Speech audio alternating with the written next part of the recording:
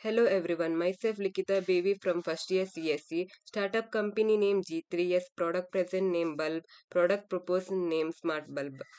Empathizing stage, mentioning some the requirement and feeling about the product has said by the customer during the empathizing activity, energy efficiency, durability and longevity, energy storage integration, adaptive lighting. Define stage. Based on the empathizing stage and considering the feeling and requirement of customers, many new features are added to exiting product.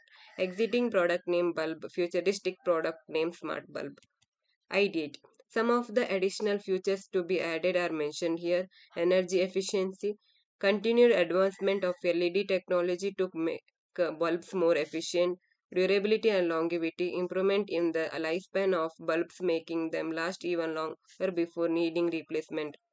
Energy storage integration of energy storage capabilities within bulbs, allowing them to store excess energy. Smart futures integration of smart capabilities such as connectivity to smart home system like Alexa or Google Home, sensor for motion detection or ambient light adjustment.